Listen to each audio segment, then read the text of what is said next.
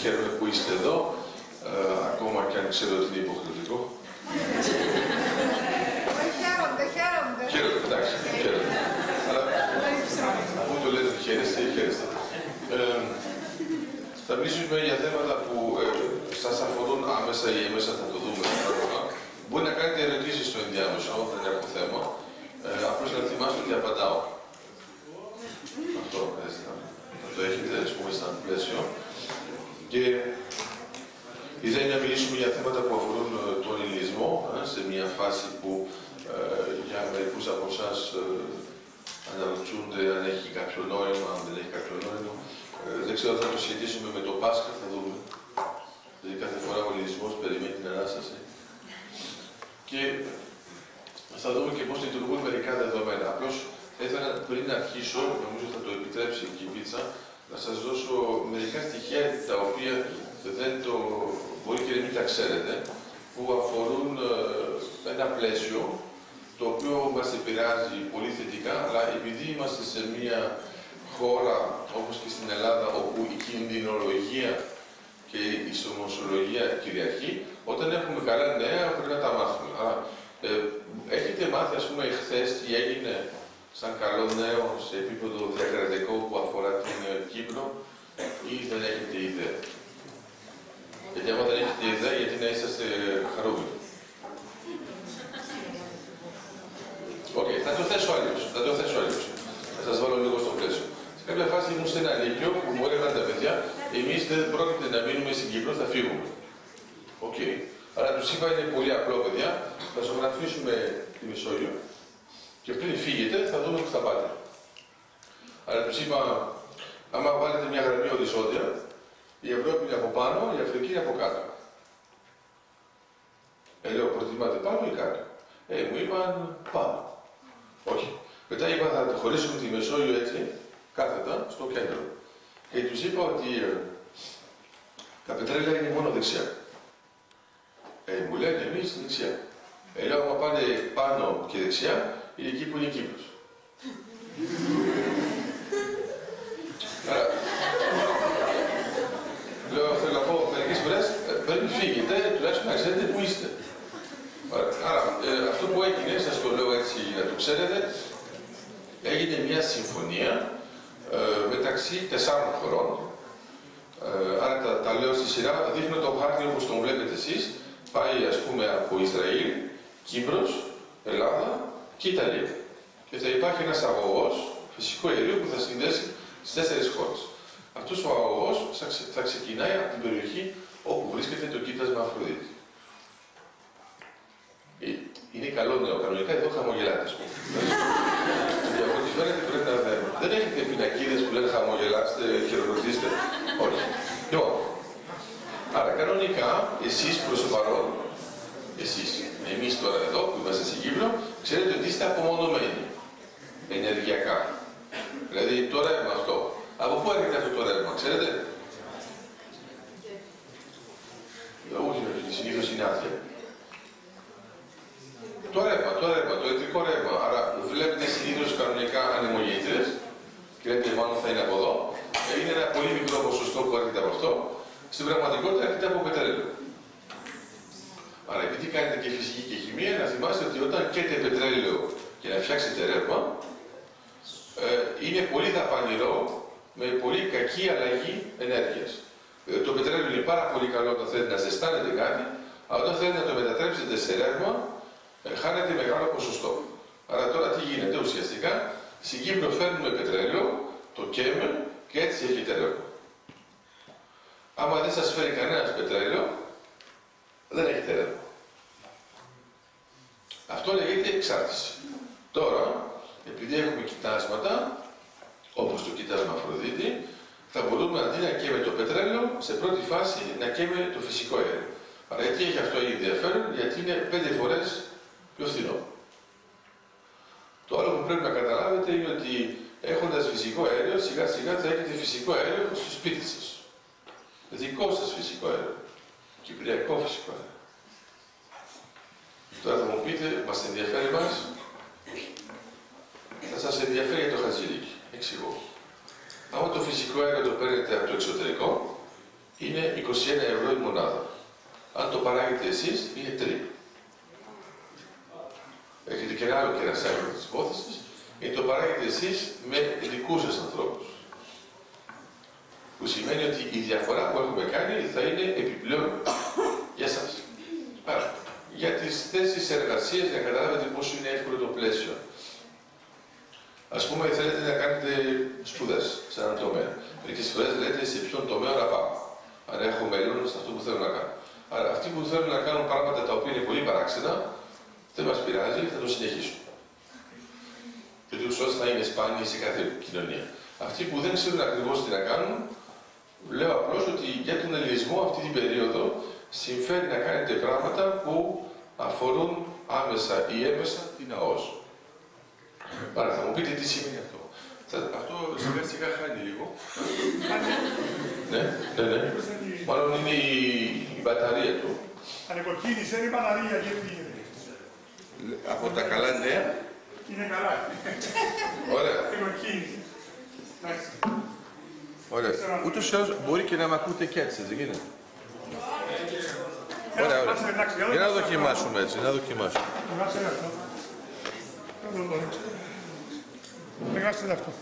Για να δοκιμάσουμε, ωραία. Άρα, σας δίνω μερικά ερωτήματα να καταλάβετε πόσο άσχετοι είμαστε με έναν τομέα που δεν είναι σχετικός με τα ενδιαφέροντά μας. Το φυσικό αέριο, μερικές φορές, το μετατρέπουμε σε υγρό. Φυσικό αέριο. Για να γίνει αυτό χρειάζεται ένας σταθμός. Για να γίνει αυτός ο σταθμός χρειάζονται 4.500 άτομα για να κατασκευαστεί. Και για να λειτουργεί χρειάζονται 100.000 άτομα. Τώρα για τους πιο παλιούς θα δείτε ότι 100.000 άτομα δεν έχετε ούτε άνεργους. Δηλαδή οι άνεργοι της Κύπρου δεν φτάνουν για να καλύψουν τις ανάγκες ενός σταθμού. Αυτό σημαίνει ότι σε κάποια φάση θα φέρουμε και άλλους ανθρώπους. Άρα, το ηλίθιο της υπόθεσης είναι να είστε εσείς εδώ, να φεύγετε, επειδή νομίζετε ότι δεν θα έχετε δουλειά, και να έρχονται οι άλλοι για να δουλέψουν εδώ, επειδή ξέρουν ότι θα έχει δουλειά.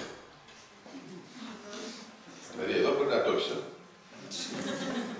Άρα, ο ελληνισμός λύνει τα προβλήματα που έχει στην ξηρά μέσω θάλασσας. Εντάξει, αυτό είναι κλασικό παράδειγμα και εδώ το βλέπετε. Θυμάστε ότι είστε σε μια χώρα όπου υπάρχουν κατεχόμενα, πρόσφυγες, εγκλωβισμένοι και αγνοούμενοι. Και όμως, παρόλα αυτά, μετά το 2004, μετά τη θέσπιση της ΑΟΣ, αρχίζετε να μιλάτε όλο και περισσότερο και το λέω για τους πιο παλιούς, δεν λέω ποτέ οι πιο παλιές, λέω οι πιο παλιοί. Σιγά σιγά τα παιδιά, ξέρετε τι θα μας λένε. Θα μας λένε, καλά, υπήρχε Κύπρος χωρίς ΑΟΣ. Ενώ εμείς το ζήσαμε το παλούκι και λέμε, ξέρετε, όπως κάνετε την ερώτηση, αν υπήρχε κόσμος χωρίς διαδίκτυο. Δεν το πιστεύετε. Λέτε, το διαδίκτυο θα ήταν από πάντα εδώ, αν υπήρχε κόσμος χωρίς κινητό. Ποιος δεν έχει κινητό. Για να είμαι σίγουρος ότι καταλάβετε όλη την ερώτηση. Ποιος έχει κινητό. Παναγία. Λοιπόν, άρα, άμα φανταστείτε ότι έκανα αυτή την ερώτηση πριν 20 χρόνια, αυτοί που θα έβαζαν ένα κινητό θα ήταν ένα τέτοιο πράγμα, παντόφλα, στην καλύτερη περίπτωση, και άλλοι θα έλεγαν τι είναι η λέξη κινητό. Άρα, εσείς τώρα το έχετε ζήσει αυτό, θεωρώντας ότι είναι εντελώς φυσιολογικό. Μέσα από το κινητό έχετε πρόσβαση σε διάφορα πράγματα. Πάνω κάτω, οι περισσότεροι από εσάς έχετε ένα κινητό που έχει γύρω στις 100.000 εφαρμογές και χρησιμοποιείτε 5. Εντάξει. Και λέω 5 σαν τη μούτσα, ας πούμε. Δηλαδή όταν πληρώνεις 100.000 εφαρμογές και χρησιμοποιείς 5, πρέπει πάλι να το έχεις. Δηλαδή του λέτε, παιδί μου, φέρε μου ένα τηλέφωνο, μόνο να έχω τηλέφωνο. Όχι, όλες θέλει 100.000 εφαρμογές, γιατί πρέπει να δείξεις στον άλλο, κοίτα τι κινητό πήρα. Και βέβαια όταν πέφτετε σε τεχνικούς σαν εμένα και αρχίζει να κάνει ερωτήσεις για το κινητό σας, λέτε, εντάξει, εγώ δεν τα έχω μάθει όλα. Άρα συμφέρει να αλλάζετε συχνά κινητό για να έχετε τη δικαιολογία ότι δεν ξέρετε τι έχει μέσα. Τι προσπαθώ να σας πω με αυτά τα δεδομένα. Προσπαθώ να σας πω ότι αρχικά ο ελληνισμός έχει την εντύπωση όταν είναι στην Ελλάδα ή στην Κύπρο ότι είμαστε σχετικά απομονωμένοι. Μόνοι. Στην πραγματικότητα δεν είμαστε μόνοι, είμαστε σπάνιοι. Τώρα θα το κάνουμε αλλιώς. Ας πούμε, κάποιος που είναι σπάνιος, είναι μόνος. Πώς δεν είναι μόνος, αφού είναι σπάνιος. Σας έπαιξα τώρα. Επειδή μου, παίρνω κάποιον που είναι η κυρία, ας πούμε, λέω ότι είναι σπάνια. Είναι μόνη ή δεν είναι.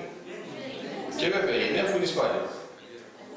Άμα ήταν 15 κυρίες, θα έλεγα ότι είναι σπάνια. Προσπαθώ να σας πω το εξής. Όταν είμαστε μέσα στον ελληνισμό και το ζούμε συνεχώς, λέμε είμαστε μόνοι. Όταν είναι οι άλλοι έξω, λένε ότι είναι σπάνιος. Άρα, στην πραγματικότητα είναι το βλέμμα που προβάλλουμε και το βλέμμα που κατανοούμε τον εαυτό μας. Άρα, αν είστε διαφορετικοί και κάνετε τη διαφορά, και αν αυτό είναι προσφορά για την ανθρωπότητα, τότε η ανθρωπότητα θεωρεί ότι είναι σπάνιο. Ο ελληνισμός, έχετε παρατηρήσει ότι είναι κάτι το θετικό για την ανθρωπότητα. Ναι. Ωραία. Τώρα πάρτε άλλες έννοιες από άλλα κράτη και βάλτε στο τέλος ισμός. Και μετά να αναρωτηθείτε αν για την ανθρωπότητα είναι θετικό. Έχετε χώρες γύρω σας. Βάλτε την λέξη της χώρας, βάλτε στο τέλος ισμός και μετά να αναρωτηθείτε πώς το βλέπει η ανθρωπότητα. Θα δείτε ότι για μερικά κράτη δεν υπάρχει λέξη.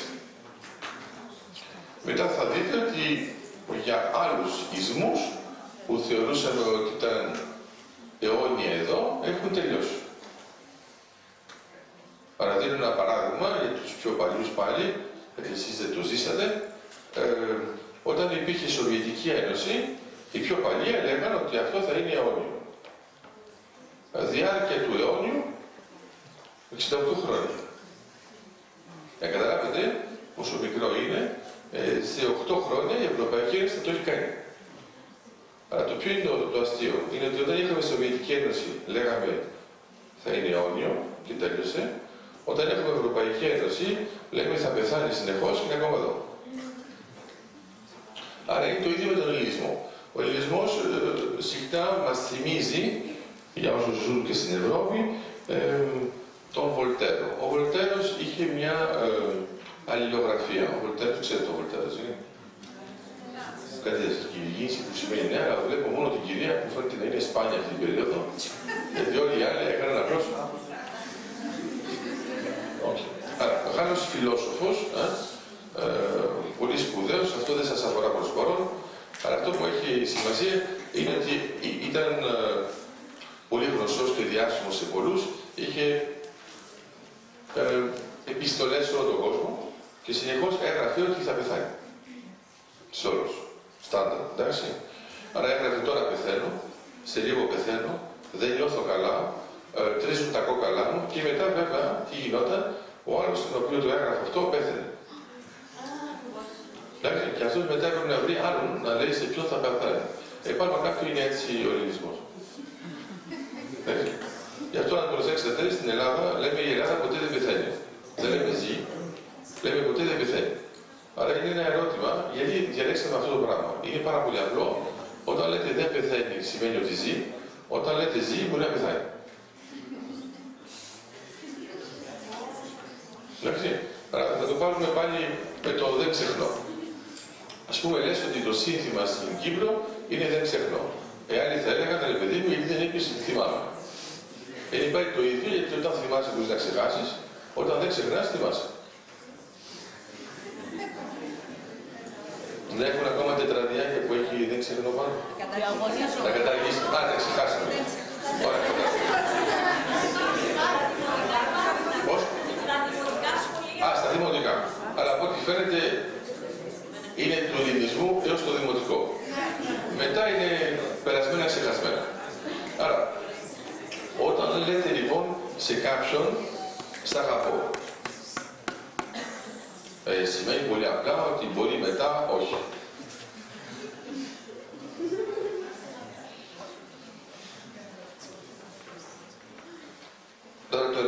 να του πείτε δεν σε μισώ. Συμφέρει. Δηλαδή είναι λίγο έντεχνο, δηλαδή μην το στείλετε σε μήνυμα, δεν σε μισώ, γιατί ο άλλος αν είναι χαμηλό επίπεδο θα πει τι λέει.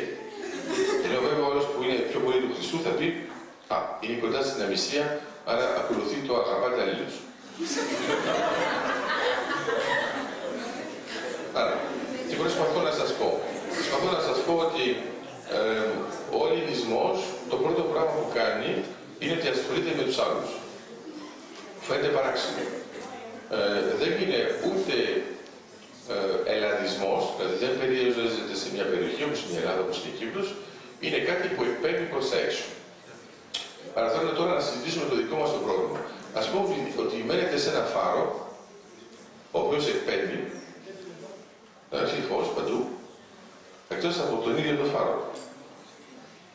Αλλά εμένα μου αρέσει αυτός που είναι κάτω στο ισόγειο και βλέπει τα σκαλοπάτια του φάρου και ρωτάει στον φίλο του ή στη φίλη του, βλέπεις φως στο τούνελ. Το ρωτάει επειδή δεν ξέρει καν ότι είναι φάρος. Και παιδιά, οπότε εμείς θα έχουμε φως. Και δεν βλέπει ότι από πάνω όλοι οι άλλοι βλέπουν μόνο το φως. Δηλαδή, ας πούμε, πάτε να δείτε τον Παρθενώνα και μεταξύ μας λέμε πέτρες. Όλοι οι άλλοι πληρώνουν εισιτήριο για να πάνε να δουν αυτό που λέμε εμείς πέτρες. Άρα έχουμε ένα θέμα.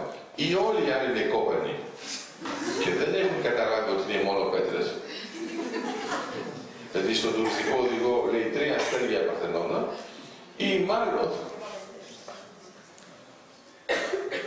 δεν είναι πέτρες. Αλλά βλέπετε, μερικοί από εμάς πηγαίνουν στους αρχαιολογικούς χώρους μόνο όταν έχουν ξένους μαζί τους. Γιατί αλλιώς τους έχουν καθημερινά. Έχω πάει σε διάφορα κάστρα εδώ στην Κύπρο, άσε που μερικές φορές μπερδεύονται. Όλος μου λέει είναι οθωμανικό το κάστρο και δεν ξέρει καν ότι είναι ενετικό. Αλλά τέλος πάντων, η ιδέα ποια είναι όταν βλέπετε το κάστρο κάθε μέρα, λέτε πέτρες.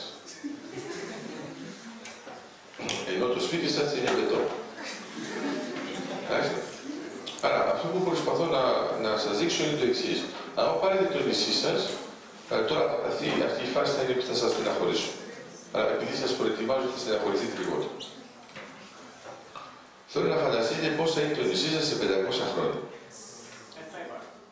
Όχι, αυτό είναι λάθος. Ποιος είπε αυτό το λάθος? Όχι.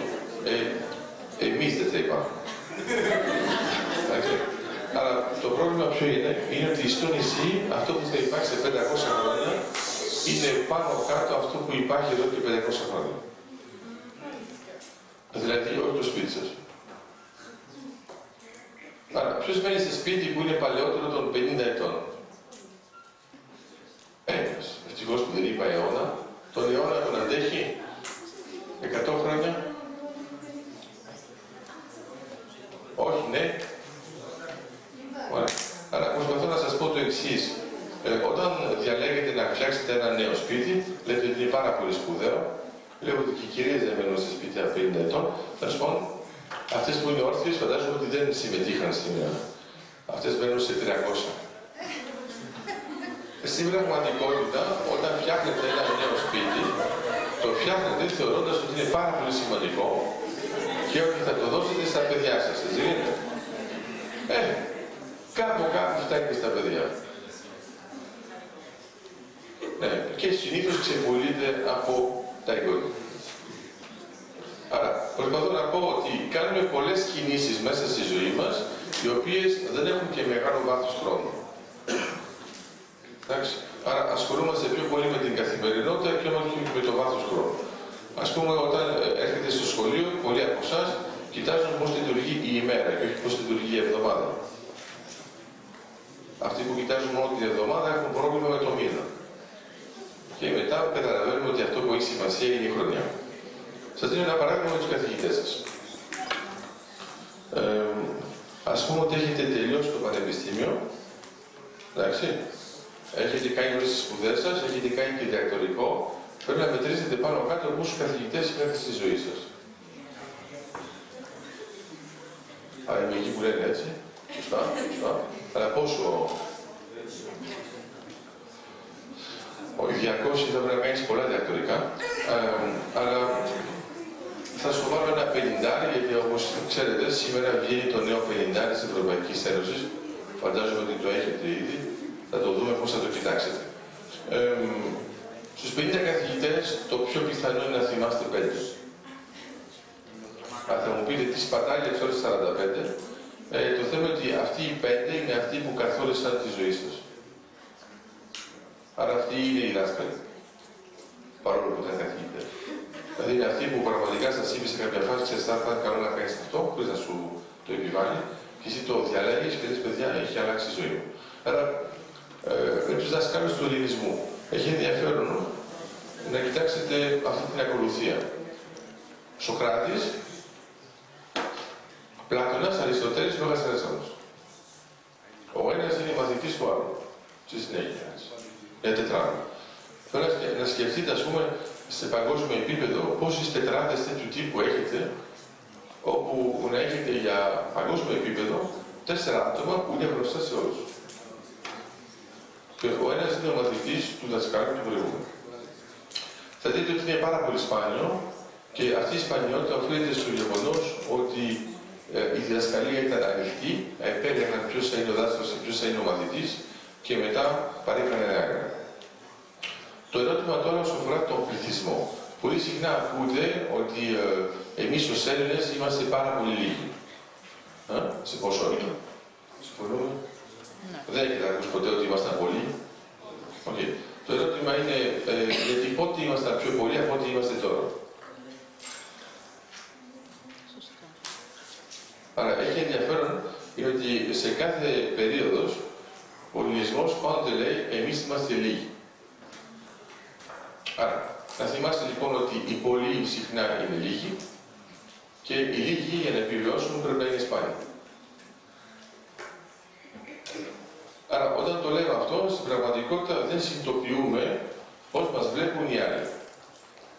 Θυμάστε ότι έγιναν οι Ολυμπιακοί Αγώνες το 2004 στην Ελλάδα και το 2008 στην Κίνα. Η Ελλάδα, εκεί. Και οι Ολυμπιακοί Αγώνες είχαν το ίδιο επίπεδο στις δύο χώρες. Είναι παράξενο.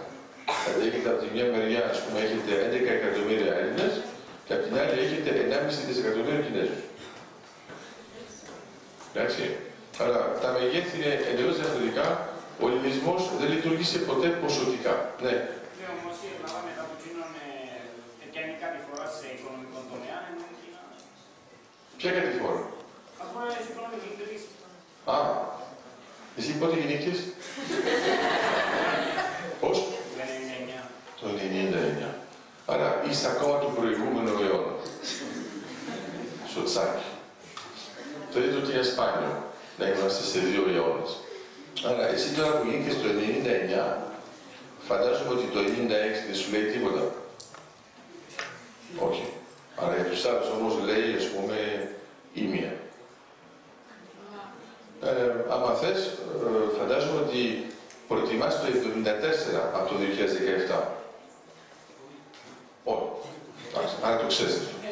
Μήπως προτιμάς το 63.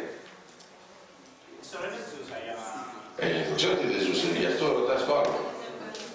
Άρα για όσους μπορώ να το συνεχίσω αυτό, άμα θέλετε προτιμάτε το 60. Ή προτιμάτε τα γεγονότα του 55. Τα γεγονότα του 23. Του 22. Τον Πρώτο Παγκόσμιο Πόλεμο. Προσπαθώ να σου πω το εξής.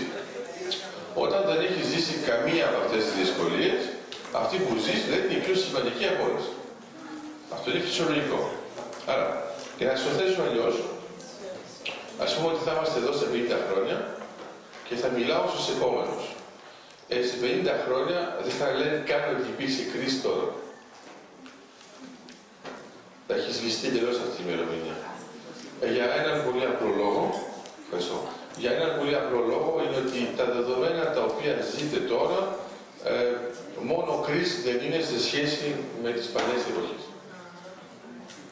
Άρα είναι απλώς ότι έχετε συνηθίσει σε δεδομένα. Σας δίνω ένα παράδειγμα. Την πρώτη φορά που ήρθα στην Κύπρο, το 2002, δεν είχα δει ποτέ, ενώ κυκλοφόρω αρκετά στον κόσμο, δεν είχα δει ποτέ τόσα αυτοκίνητα 4x4 που στη Λευκοσία. Το οποίο εξηγείται εντελώς με τον τρόπο με τον οποίο παρκάρεται.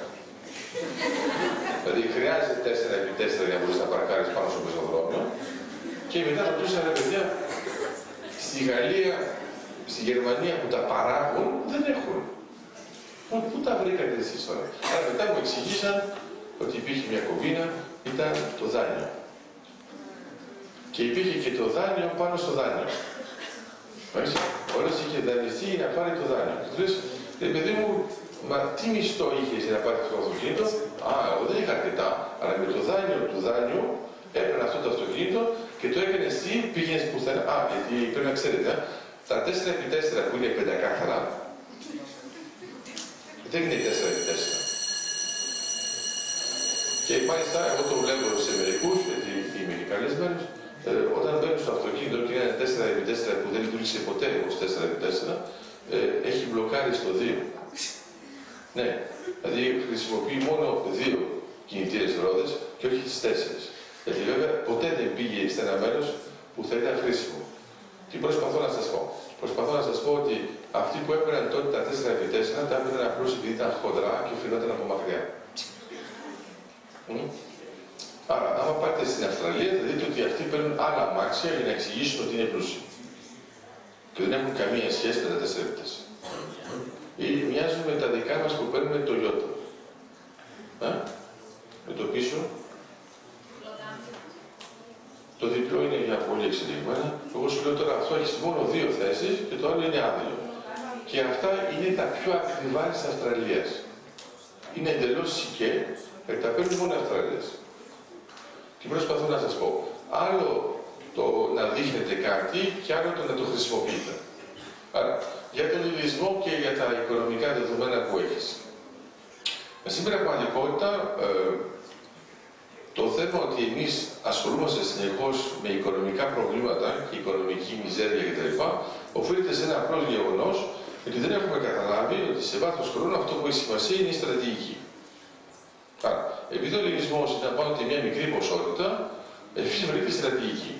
Δεν σας εντυπωσιάζει που λέει στρατηγική, στα ξένα λέγεται στρατηγική? Δεν έχετε ιδέα. Γιατί είμαστε μια χώρα που είμαστε 3 κοκκούκος, βγάζουμε μια λέξη για τη στρατηγική και όλοι οι άλλοι χρησιμοποιούν την ίδια λέξη. Όχι, όχι, πρόσεξε, εδώ μιλάμε για πόλεμο. Ας πούμε, άμα θες πόλεμο, δεν λέγεται πόλεμος πόλεμο. Το έχεις προσέξει? Εδώ η διαφορά ποια είναι? Είναι ότι όλοι ξέρουν να κάνουν πόλεμο, αλλά λίγοι ξέρουν στρατηγική. Εμείς αναγκαστήκαμε να κάνουμε στρατηγική γιατί πάντοτε είχαμε εχθρούς που ήταν περισσότερο από εμάς. Δίνω ένα παράδειγμα. Ας πούμε, έχετε αυτό το ύψος. Εντάξει. Και μιλάτε με έναν τύπο που είναι έτσι. Όταν το πω διαφορετικά να το πιάσετε καλύτερα. Λοιπόν, για τα αγόρια. Έχετε την κόμενά σας μέσα στο αυτοκίνητο. Εντάξει. Ο άλλος που είναι μπροστά σας προβληματίζει και λέτε πραγματικά πώς οδηγάει. Η δικιά σας που δεν είναι στο τιμόνι, τον βρίζει. Ο άλλος σταματάει το αυτοκίνητο, εσείς κάθεστε έτσι. Η γυναίκα δίπλα που δεν έχει καταλάβει τον κίνδυνο, συνεχίζει. Εντάξει. Εσύ δεν κοιτάς, λες, θα φάμε ξύλο τώρα, εντάξει. Ο άλλος είναι διπλάσιος από μένα. Ωραία. Μετά σε κάποια φάση κάνει έτσι αυτός. Και πάει το τζάμι. Γιατί βέβαια δεν το έχεις κατεβάσει, δεν είσαι και μάρτυρας. Τέλος πάντων το κατεβάζει γιατί βλέπεις ότι επιμένει. Ας πούμε ότι πατάς το κουμπί. Βέβαια το χειρότερο είναι να το πατήσει η γυναίκα σου. Εντάξει. Άρα εδώ της λες μια κρίση συνειδητοποίησης, αν μπορούσες να μην μιλήσεις για τουλάχιστον 500 λεπτά, μπορεί και να σωθούμε. Πατάς το κουμπί, κατεβαίνει αυτό και όλος του λέει με ένα ύφος πάρα πολύ φιλικό, Τι θες ρε. Και ξαφνικά εδώ θυμάστε τη σημαία στρατηγική. Και λες, τίποτα. Απλώς κόρναρα τυχαία. Συμβαίνει και στους καλύτερους οδηγούς, οι διπλανοί, που δεν έχει καταλάβει το παίκνιο, γιατί δεν έχει δει ακόμα το σώμα. Οι γυναίκες μπερδεύονται πάρα πολύ συχνά γιατί τους λένε ότι αυτό είναι 20 εκατοστά και γι' αυτό όταν βλέπουν...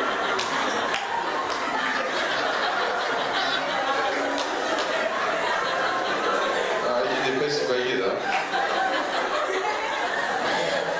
Άρα, όταν ο άλλος είναι 2,50, λέτε εντάξει μωρέ, ψηλός είναι.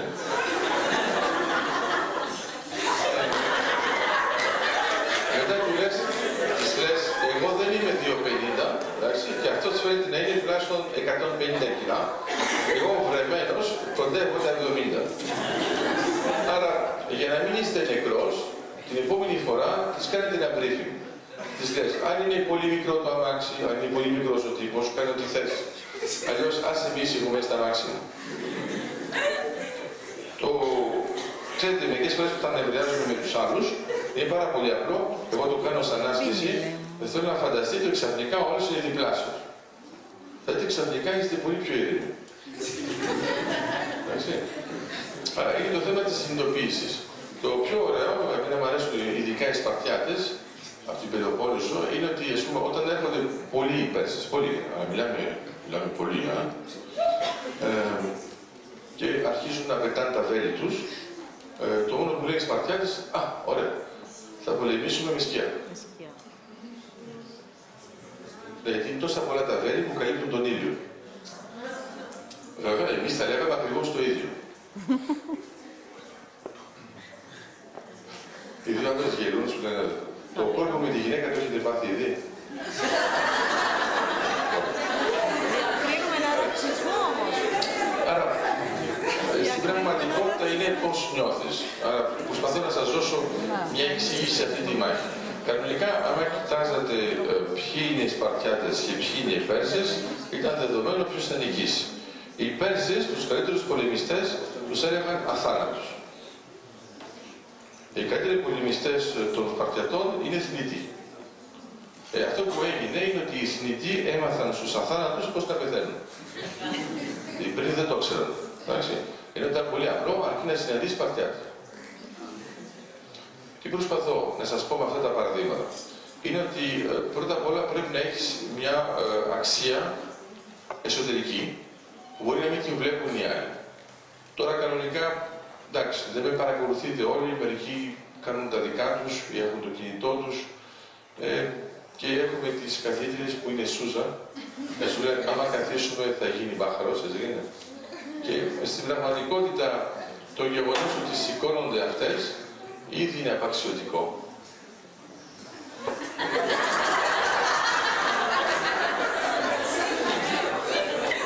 Για ποιους? Για ποιους είναι απαξιωτικό? Θα το κάνουμε σαν παιχνίδι, να δούμε αν θα καθίσουμε σε κάποια φάση. Ας πούμε ότι εσείς είστε σοβαροί. Δεν θα σας εξενεύριζε ότι αυτές είναι όρθιες για να σας προσέχουν. Δεν είναι εκνευριστικό. Δεν είναι για να προσέχω. Είναι τυποπόλεμη είμαι. Είστε πόλεμη. Η κυρία που είναι όρθια είναι απλώς προτιμάει να είναι όρθια παρά να είναι καθιστή. Περιμένουμε να ψηλώσουμε λίγο ακόμα. Εντάξει. Πάτε λίγο πιο πάνω. Και η άλλη κυρία που αυτή είναι στο άωρε να καθίσει γιατί σου λέει γιατί να κάθουμε εδώ.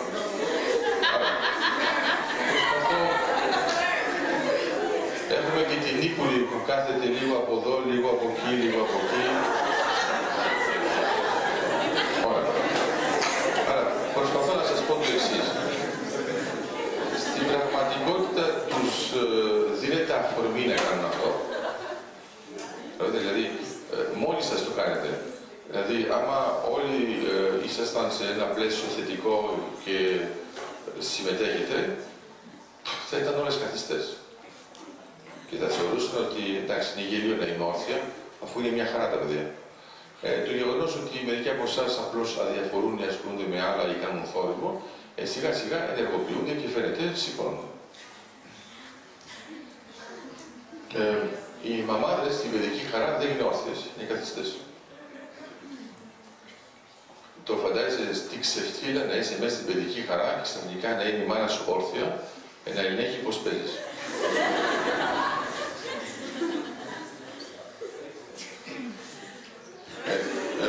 Θέλω να σου πω ότι στην πραγματικότητα είναι αυτό που εκπέμπουμε.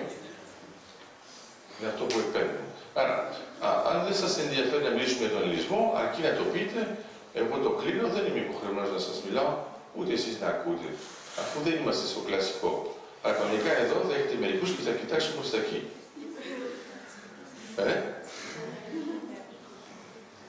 Γιατί πάνω κάτω θα κοιτάξετε αυτούς που είναι υπεύθυνοι και θα πείτε τώρα θα μας πούν ναι ή όχι. Αυτές βέβαια είναι έξυπνες, το βουλώνουν, κάνουν ότι απλώς ήταν μια άσκηση ρητορικής και δεν λένε τίποτα. Τώρα ξανά έρχεται σε εσάς το μπαλάκι. Εδώ είστε πάνω κάτω όπως ο άνδρας με τη γυναίκα.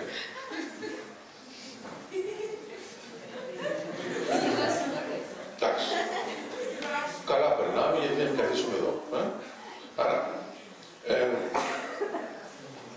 εγώ αυτό που θα ήθελα, ο Πάνο, ο φίλος μου με τα οικονομικά, εσύ όταν θα είχαμε τους Σπαρτιάτες και τους Πέρσες, θα ήθελε να είσαι από την πλευρά που είναι οι Σπαρτιάτες ή από την πλευρά που είναι οι Πέρσες? Με τους Σπαρτιάτες. Κάνεις όμως ένα τρομακτικό λάθος, γιατί άμα κοίταζες την οικονομία της Σπάρτης σε σχέση με την οικονομία της Περσίας, γράψε το. Καμία σχέση. Ούτε οι Σπαρτιάτες έχουμε, ούτε οικονομία. Αυτό εξαρτάται από το δικό σου το θέμα. Δηλαδή, άμα εσύ παίρνεις ένα δόλι και νομίζει ότι είναι παλούκι, δεν φταίει ο άλλος. Εντάξει. Σημασία είναι τι έχουμε. Άρα η αξιοπιστία μας προέρχεται και από το έργο μας. Ας πούμε, διαβάζεις τους αρχαίους. Όχι. Έβλεψες, αυτό είναι ένα πρόβλημα του ελληνισμού. Υπάρχουν άλλοι πολιτισμοί που δεν έχουν αρχαίους, αλλά δεν έχουν να το διαβάσουν. Εσείς τώρα το πρόβλημά σας είναι ότι έχουμε και αρχαίους. Εντάξει. Δηλαδή, όταν ξέρεις, ας πούμε, ότι υπάρχει ο Σοφοκλής και βλέπεις τι έχει γράψει ο Σοφοκλής, θα σας το θέσω λίγο πιο απλά και θα πειράξω τις μεγάλες. Κάθε άλλη μια αποφάση τελικό σου λέει. Κουράστηκε. Ωραία, λογικό. Άρα, προσέξτε, θα πειράξουμε αυτές που είναι όρθιες. Εντάξει, είστε έτοιμοι? Τι ανάδραση, παιδί μου, τι ανάδραση. Λοιπόν, ήθελα απλώς να τους μιλήσω για την Αντιγόνη και τον Κρέοντα. Και ήθελα να πω, ας πούμε, σε αυτήν εδώ την παράσταση, ποιος είναι η Αντιγόνη και ποιος είναι ο Κρέοντας. Λοιπόν, τώρα μπορεί να σας ξαφνιάσει, τώρα τις πείραξε και σου λένε να το συνεχίσει. Στην πραγματικότητα, όσο είστε όρθιοι όταν οι άλλοι νικοθεστεί, είναι ότι παίζετε το ρόλο του Κρέοντα. Γιατί εγώ θεσμικά μπορώ να σου επιβάλλω αυτό, το ξέρω δεν. Στην πραγματικότητα έχει ενδιαφέρον, πρέπει να φανταστείτε την παράσταση του Σοφοκλή, η Αντιγόνη να είναι όρθια και ο Κρέοντας να είναι καθιστός. Δείτε ποια είναι η διαφορά. Δηλαδή, φανταστείτε τώρα τον Κρέοντα να είναι καθιστός. Η ώρα μπορεί να κάνεις τον Κρέοντα, γιατί άμα πάρω κάποιον από εδώ, είναι εδώ.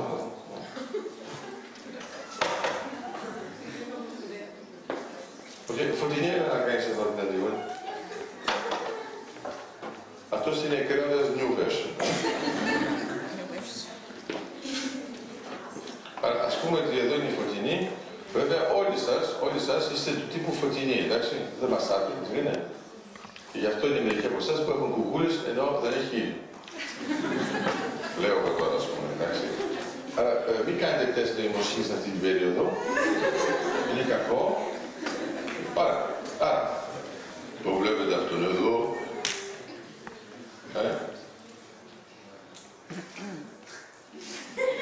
Και, άρα φανταστείτε τώρα ότι όλος σου λέει ο γονάτης.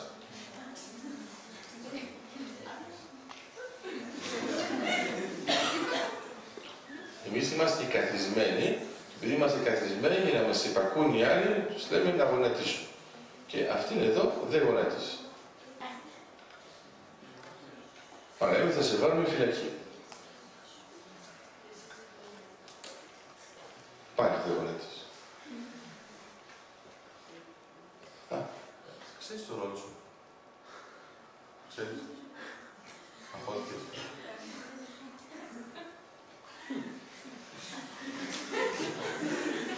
Φοβήθηκες τώρα.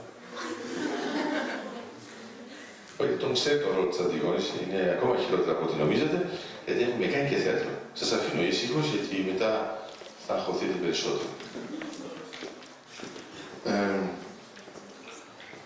Πόσοι από εσάς θα ήθελαν να παίξουν τον ρόλο της Αντιγόνης στο θέατρο? Εντάξει, μιλάω για τις γυναίκες, εντάξει, μην το παρέκλεισα. Βέβαια είναι ανοιχτό μέρος, άμα είναι κάτι παράξενο. Θα κάνουμε και τρανς Αντιγόνη. Αλλά... Άρα, ναι. Θες να παίξεις τον ρόλο της Αντιγόνης? Οκ, άμα θες κατέβα. Έλα εδώ.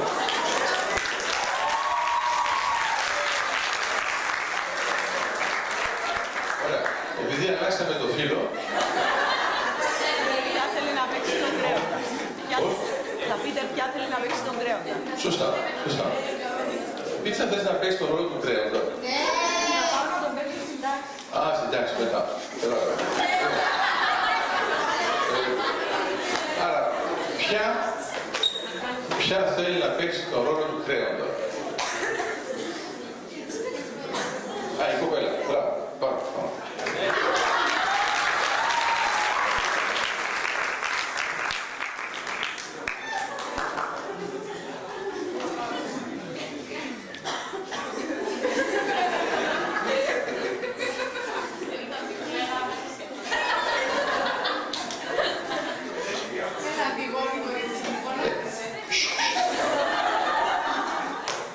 Δεν είναι η μάνα σας.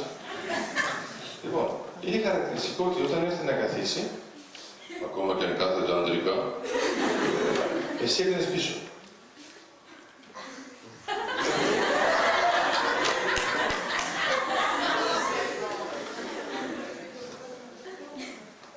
Χαλάρος.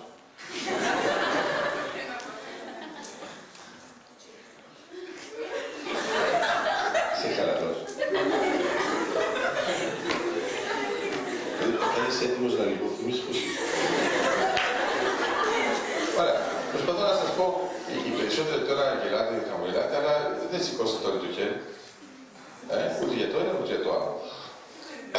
Άρα πάνω κάτω, από εδώ έχουμε τις κότες, οι οποίες γελούν για τα γεράκια. Το γεράκι δεν ξέρει να πετάει. Σιγά το γεράκι, δεν ξέρει να πετάει. Ο αετός.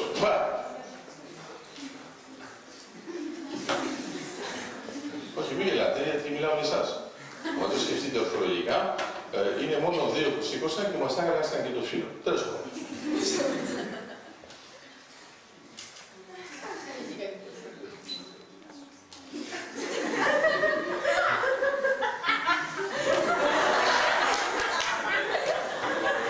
Το άλλος έχει γέλιο του Κρέοντα, δεν μπορώ να πω.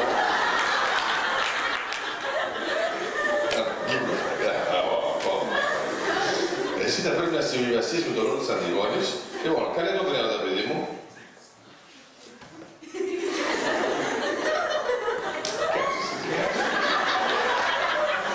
Έχουμε ένα θέμα συντονισμού. Όπως ξέρετε ότι ο Ελληνισμός κάνει θέατρο για να διδάξει. Ενώ η Ρωμαϊκή Αυτοκρατορία έβαζε παλέστρα. Αν θέλετε να καταλάβετε πού το πάμε τώρα. Άρα για τις καθηγήτρες μην ανησυχείτε. Το έχουμε, το ελέγχουμε. Λοιπόν, θα κάνεις την Αντιγόνη ή όχι? Οκ. Άρα θα πούμε ότι είσαι δεμένος πίσω, έτσι. Ναι, ωραία. Μη κουνιέσαι. Πες του να γονατίσει.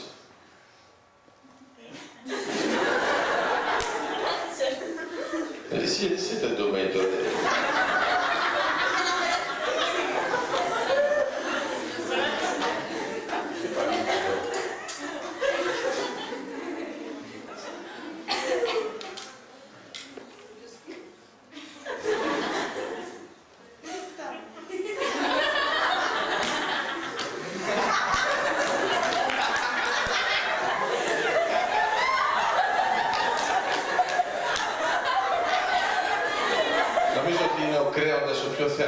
που έχω δει. Σας υπενθυμίζω, για όσους παρακολουθούν τώρα, ότι ήταν ένα τέτοιο υποκείμενο που έδινε διαταγές στον Ηρακλή. Από ό,τι κατάλαβα, αυτό είναι πρώτη κρίση και δεν ξέρετε. Ο κύριος Οικονομία, Ηρακλής. Καλά. Προχιάστε τα πόδια, μάλιστα και θα κάνεις έτσι. Θα το κάνουμε με κωμικό τρόπο. Αλλά εσύ κάνεις τα πόδια, κάνε έτσι, κάνε έτσι. Όχι, έτσι, μπράβο. Όχι, ναι. Εσύ θα είστε σοβαρός, εμείς θα είμαστε οι αστείοι. Γονάτισε.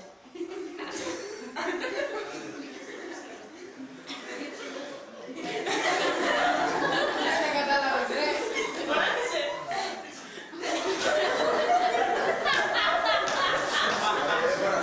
Εσύ συνεχίζεις να το λέμε.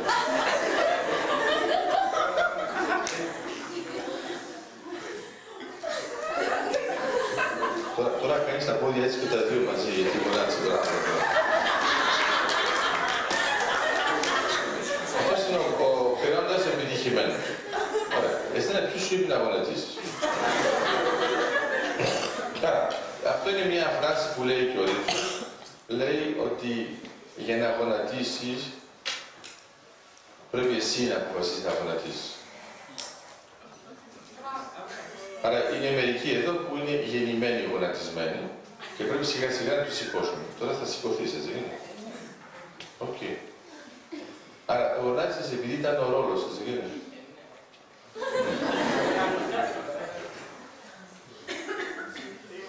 Κοντινή, έλα να κάνεις απλώς τον ρόλο χωρίς λέξεις.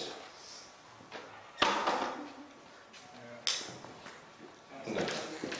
Ας πούμε, θυμάστε τις κινήσεις. Σφιχτά πίσω. Okay. Εσύ είσαι δίπλα της, γιατί κοιτάζεις, γιατί μετά μπορεί να ξανακάνεις το ίδιο. Okay.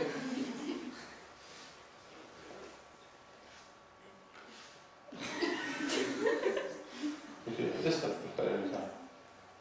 Και τώρα πες.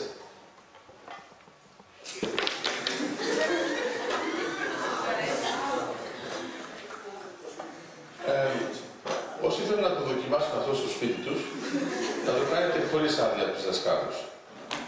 Αυτό πρέπει να είναι ηθοποιός για να πέσει έτσι, κανονικά το βάρος του κεφαλίου πάει και χτυπάει το κεφαλίο. Άρα πρέπει να είσαστε πολύ ήσυχοι και να κάνετε... Είναι ζωντανή για όσους δεν είναι. Πες κάτι. Είναι ζωντανή, ναι, γιατί έχουν βάλει όλο το κινητό σου, δεν ζει ακόμα. Το πιο ενδιαφέρον είναι ότι σε αυτήν εδώ την πόζα, εσύ θα κάτσε όρθιο, πήγαινε δίπλα της. Και τι πήγες εκεί. Να ξέρετε ότι στον ελληνισμό, οτιδήποτε κάνουμε, είναι πολύ χαρακτηριστικό στο τι είμαστε πραγματικά, ενώ λέμε πολλά. Οκ, κοίταξε την έτσι. Και πες της, και τώρα είσαι χαρούμενη. Και τώρα είσαι χαρούμενη.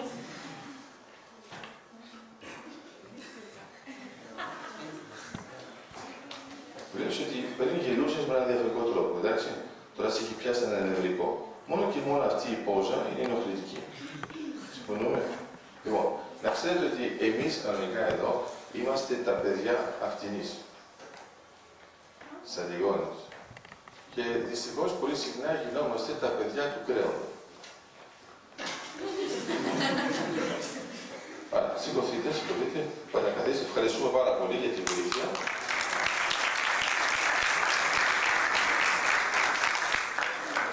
Και προσπαθώ να σας πω το εξής. Στην πραγματικότητα, όταν διαβάζουμε την Αντιγόνη του Σοφοκλή, λέμε τι ωραίο κείμενο, αλλά να ξέρετε ότι οι περισσότεροι γονείς δεν θα ήθελαν να έχουν μια κόρη που είναι Αντιγόνη. Γιατί η Αντιγόνη αμφισβητεί την ιεραρχία. Άρα, γιατί την αμφισβητεί, γιατί πιστεύει μόνο στις αξίες. Βλέπετε τη διαφορά μεταξύ αξίας και αρχής. Αμάν σας έπιασε το φιλοσοφικό, όλες πήρε και πόσα, λέει. Την κάτσαμε. Ο ελληνισμός είναι της αξίας και όχι της αρχής. Αν προσέξετε, Ο Έλληνας, ακόμα και όταν είναι πολίτης, δεν μπορούμε να πούμε ότι χαρακτηρίζεται από τον σεβασμό που έχει προς τις αρχές. Αλλά πρώτο χαρακτηριστικό παράδειγμα, γιατί εγώ το έζησα τουλάχιστον 2 φορές το πρωί, δεν θα πω ονόματα, γιατί μπορεί να αναγνωρίσουν έναν κρέοντα. Ας πούμε, όταν έχετε μια λωρίδα με το αυτοκίνητο, η οποία σας λέει, λέω τυχαία παραδείγματα, από Λάρνακα πηγαίνει και Λευκοσία, θα ξέρετε τα φώτα του Καλησπέρι που δεν υπάρχουν. Αυτό είναι ωραίο, γιατί και εμείς που δεν τα είδαμε ποτέ, ξέρουμε ότι υπήρχαν κάποτε. Άρα λέμε πάνε στα φώτα του Καλησπέρι. Λοιπόν, στα φώτα του Καλησπέρι, πάνω κάτω, κάνουν μια κίνηση πολύ θεαματική για μένα, πάνοτε. Άρα είναι όλη η αριστερή λωρίδα, πάνε να φύγουν όλοι, υποτίθεται. Δεν ξαφνικά θυμούνται ότι τελικά θέλουν να πάνε δεξιά. Τώρα είναι νόμιμο. Και μετά περνάνε. Μετά, όταν έχει ένα κόκκινο φανάρι, από ό,τι κατάλαβα, έχετε ένα εντελώς κοινό με την Κρήτη. Το κόκκινο φανάρι στην Κρήτη και στην Κύπρο περνιέται με χαμηλή ταχύτητα. Γιατί με χαμηλή ταχύτητα γίνεται πράσινο. Δεν μετράει πια. Αν πας με μεγάλη ταχύτητα, λες όχι, ήταν κόκκινο. Ενώ με χαμηλή ταχύτητα είναι όντως. άμα κάνετε όπισθεν, θα μπορούσε όντως να γίνει πράσινο λόγω θεωρίας της σχετικότητας του Άινσταϊν, αλλά τέλος πάντων, ας πούμε ότι έχουμε μια μετάφραση. Προσπαθώ να σας πω. Τώρα, ας πούμε, κάποιος σας σταματάει, λέγεται αστυνομικό, θεωρητικά. Άρα η πρώτη κίνηση, θυμάστε πώς είναι, ξέρεις ποιος είμαι εγώ, είναι ο άλλος από πάνω. Όχι. Όσο λέει όχι, τότε κινδυνεύεται. Μόλις βρείτε ένα γνωστό, που συνήθως είναι εύκολο στην Κύπρο, εγώ είμαι ο του.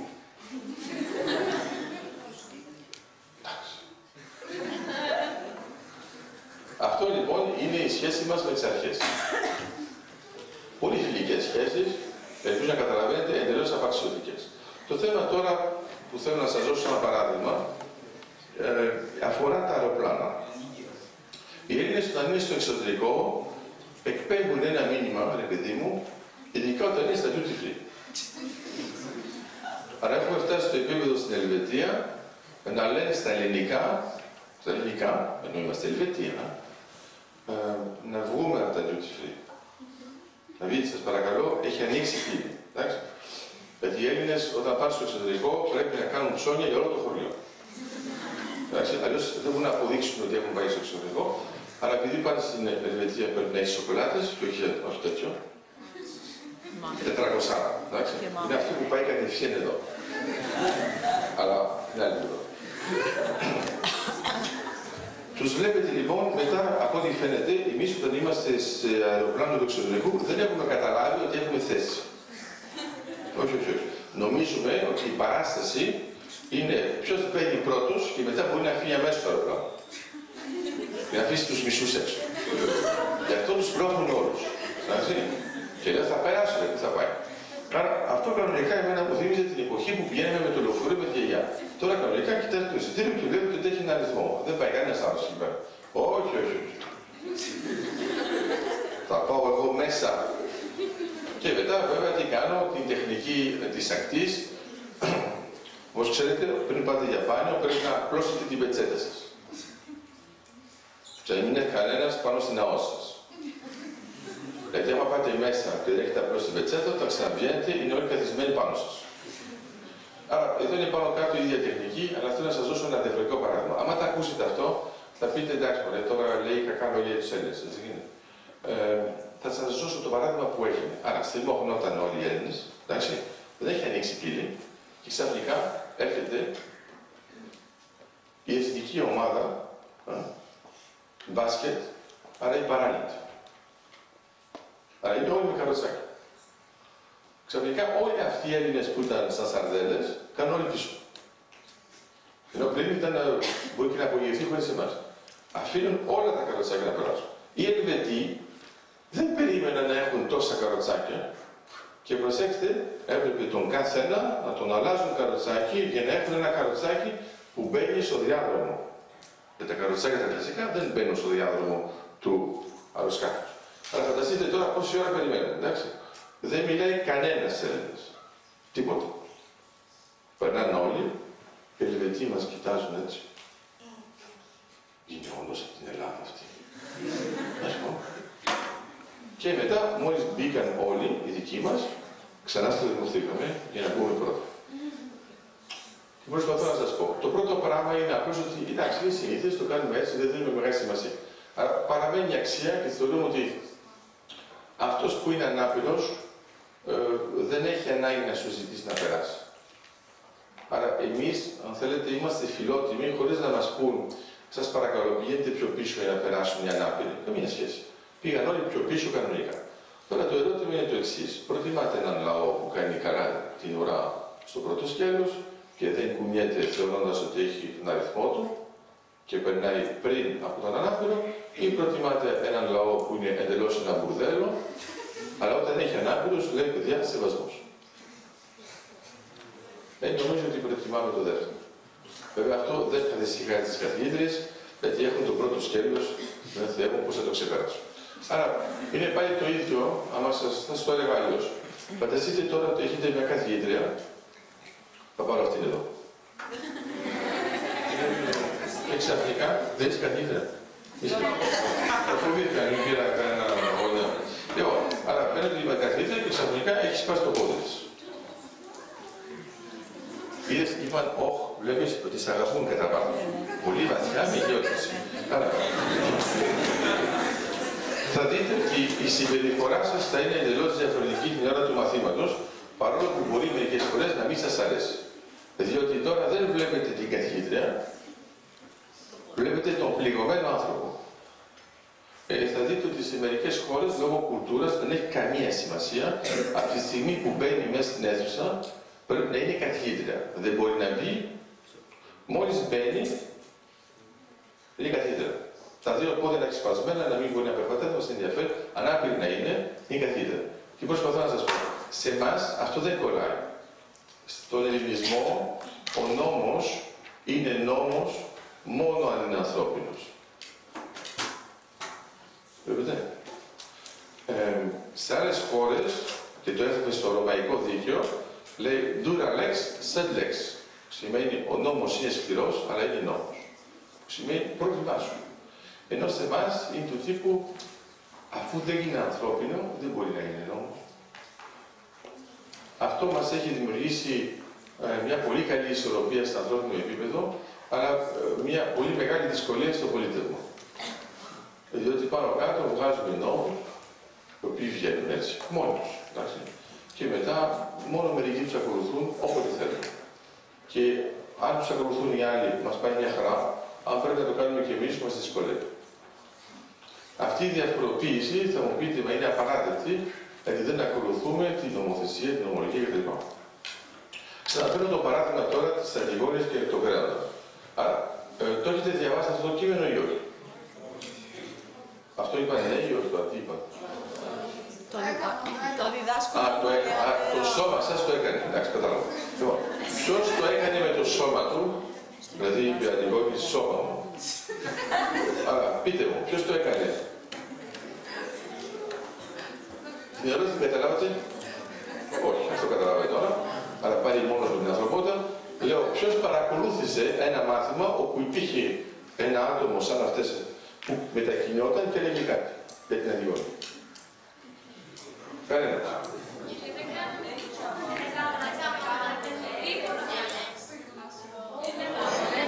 Παλαιότερα ήταν στον αναλυτικό πρόγραμμα του γυμνασίου από μετάφραση. Αλλά τα παιδιά αυτά ήταν αγέννητα. Όχι, δεν λέω για αρχαία. Λέω και μεταφρασμένο. Μεταφρασμένο διδασκόταν τη δεκαετία του 90, νομίζω τελείωσε το 96, μετά γεννηθήκατε εσείς. Οκ. Άρα, η ερώτηση είναι εντελώς εξωπραγματική για τα δικά σας δεδομένα. Το ιστορικό πλαίσιο είναι ποιο είναι? Ο Κρέοντας είναι ο τύραννος, βγάζει νομοθεσία. Από τη στιγμή που είναι ο τύραννος, η νομοθεσία που βγάζει είναι νόμιμη, ναι ή όχι? Αν πεις να πεις ναι, θα λες ότι κανένας δεν λέει τίποτα, λέμε λοιπόν ναι, και βέβαια έχεις δίκιο, είναι ναι, αφού αυτός είναι ο τύραννος. Όμως έρχεται η Αντιγόνη, γιατί όχι? Ναι. Είναι αυτός ο οποίος βάζει το τύραννο. Αν δεν μας πειράζει αυτό, είναι εκφόρηση, δηλαδή είναι σου λέω έστω ένας κύκλος που λες γιατί είναι άρχισε έτσι. Είναι τύραννος, βγάζει μια νομοθεσία. Η νομοθεσία τη βγάζει μόνος του. Δεν μπορεί να είναι παράνομος, αφού αυτός τη βγάζει. Ο ίδιος, εντάξει.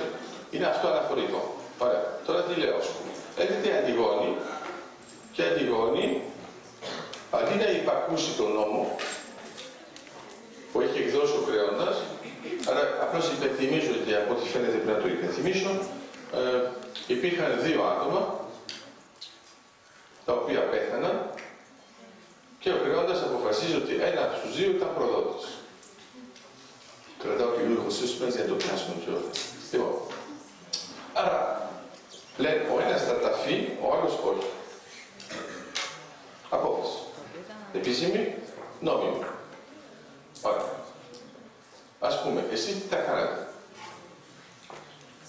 Άμα σας έλεγε ο νόμος ότι δεν πρέπει να θάψετε έναν νεκρό, το οποίο θεωρείται από την κυβέρνηση, το πολίτευμα, προδότης. Τι θα κάνετε εσείς. Τα οποία ήταν και αδέρφια όμως, να πούμε. Ναι, ήταν και αδέρφια. Αυτό είναι... δεν είναι το σημαντικό της υπόθεσης. Ναι. Α.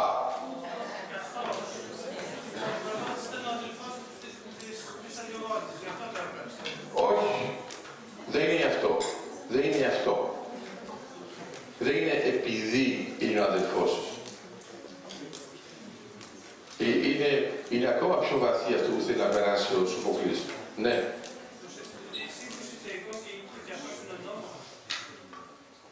Δεν είναι ούτε αυτό. Δεν είναι ούτε αυτό. Αυτό το άρα το απλοποιείς. Αλλά η ιδέα είναι ότι ο σεβασμός των Ελλήνων προς τους νεκρούς είναι εντελώς αδιάφορος από οποιοδήποτε κριτήριο προδοσίας. Δηλαδή, οι Έλληνες λένε, από τη στιγμή που είναι νεκρός, δεν προστατεύεται από κανέναν, είναι θύμα. Και προδότης να είναι. Άρα θα ταφεί. Αυτή είναι η ιδέα. Ενώ ο άλλος λέει, επειδή είναι προδότης, να μην ταφεί. Άρα έρχεται λοιπόν η Αντιγόνη και του λέει, εσύ ποιος είσαι που θα αλλάξεις τους νόμους. Αυτό έχει ενδιαφέρον σαν θέμα. Διότι αυτό είναι πολύ χαρακτηριστικό του ελληνισμού. Ο ελληνισμός κάθε φορά που δέχτηκε μια πίεση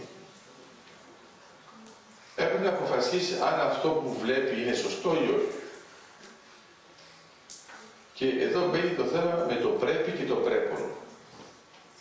Δηλαδή, ας πούμε, τώρα πολλοί από εσάς πρέπει να είναι ήρεμοι επειδή παρακολουθούν μια διάλεξη και τώρα το ερώτημα είναι αν πρέπει είναι το πρέπον. Άρα, το πρέπει είναι το καταναγκαστικό, είναι το υποχρεωτικό και είναι ακριβώς αυτό που επιβάλλεται από μια εξωτερική αρχή. Ενώ το πρέπον είναι αυτό που προσδιορίζετε εσείς λόγω ηθικής. Άρα, η διαφορά που έχουμε σε αυτό το τομέα είναι ότι ο ελληνισμός πάντα ζει με το πρέπον και ποτέ με το πρέπει. Άρα τώρα έχετε ένα κόλλημα, γιατί ακόμα και όταν μιλάτε εσείς με τα μικρά σας αδέρφια, λέτε πρέπει να κάνεις αυτό. Μην κάνεις αυτό, κτλ. Στην πραγματικότητα κάνετε ακριβώς αυτό που ακούτε για τους γονείς, για τους καθηγητές, όταν βρίσκονται στη δύσκολη φάση. Το θέμα είναι πώς να καταφέρετε ο άλλος να δει ότι είναι το πρέπει. Άρα, ακούω προτάσεις. Και όχι ρητορική, του τύπου θα ήταν καλό για σένα να κάνεις αυτό. Άρα, πώς βλέπετε τη διαφορά. Ποιος έχει να προτείνει κάτι. Είχαμε την Αντιγόνη και τον Κρέοντα πριν. Θα μπορούσατε να μας δώσετε ένα αυτό παράδειγμα. Αυτό παράδειγμα. Και να μπορείς να το αντιγράψεις μετά.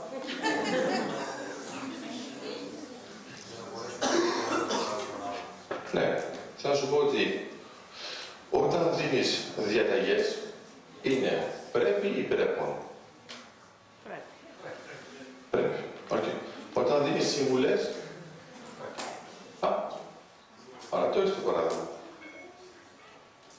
Το θέμα είναι, άμα δίνεις τις συμβουλές με έναν τρόπο που μοιάζει με διαταγή, πάρεις κατάλαβε ότι είναι διαταγή. Δεν πρέπει μετά να δίνεις συμβουλές λόγω δέοντος. Δηλαδή, όταν είναι ένας έτσι και εσύ είσαι έτσι και σου λέει σε συμβουλεύω να κάνεις αυτό, εσύ καταλαβαίνεις ότι είναι διαταγή. Όταν είναι έτσι και εσύ είσαι έτσι. Δηλαδή Ιόντα. Τουλάχιστον υπάρχει, να θυμάστε ότι υπήρχε και πριν από εσάς. Δυστυχώς δεν έχει... Είναι ένα καλό παράδειγμα. Ποιος έχει δει Star Wars? Πάτε επιτυχία από το Σοφοκλή. Άρα, στην πραγματικότητα έχετε ένα πρόβλημα λόγω ηλικίας. Ας πούμε, οι άνθρωποι που ήταν πιο μεγάλοι από εσάς είδαν τα επεισόδια από την αρχή. Εσείς όχι. Άρα μου δεν είσαι αρκετά μεγάλη να μπορείς να το είδεις από την αρχή, γιατί ακόμα και εγώ δυσκολεύτηκα. Άρα φαντάσου. Άρα στην πραγματικότητα η αρχή δεν είναι η αρχή, γιατί είναι το 4-5-6. Μόνο που όταν βλέπεις το 4-5-6 στην αρχή, καταλαβαίνεις ποιος είναι ο καλός και ποιος είναι ο κακός. Μετά, τώρα όταν δεν έχεις ιδέα αυτά τα επεισόδια και μπαίνεις στο 1-2-3 χωρίς να σε έχουν προετοιμάσει. Θα δείτε ότι σιγά σιγά ο Darth Vader έγινε πρότυπο. Στην εποχή που βγήκε θα φύγει.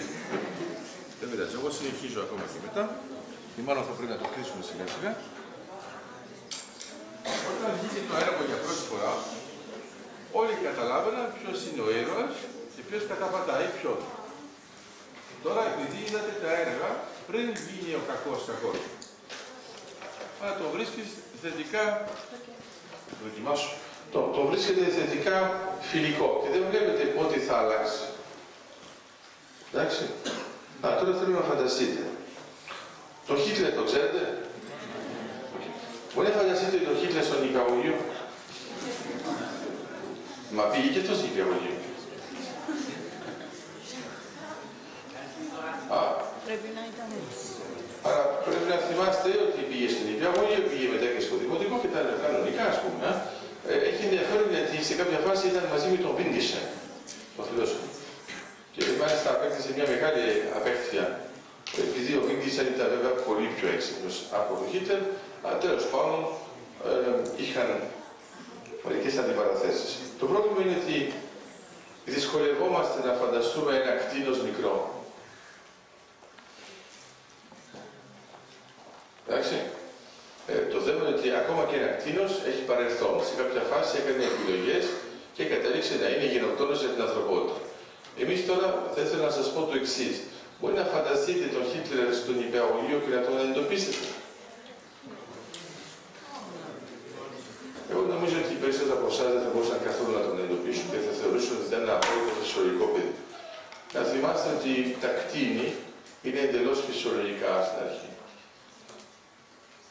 Δηλαδή μοιάζουν με οποιοδήποτε. Άρα, δεν είναι ένα παράδειγμα πως έχει κάνει ο λυδισμός σε αυτό το πράγμα. Τον Ερτογάν στο δημοτικό. Τον Ερτογάν. Ναι, και αυτό θα έχουμε μια δυσκολία.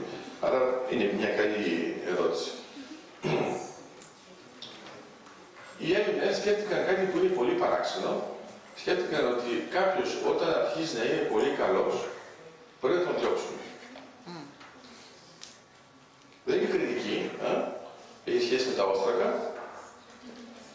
Τι σκέφτηκαν? Σκέφτηκαν ότι άμα θέλουμε πραγματικά μια δημοκρατία και κάποιος αρχίζει να είναι πολύ αγαπητός, μπορεί εύκολα να γίνει δικτάτορας.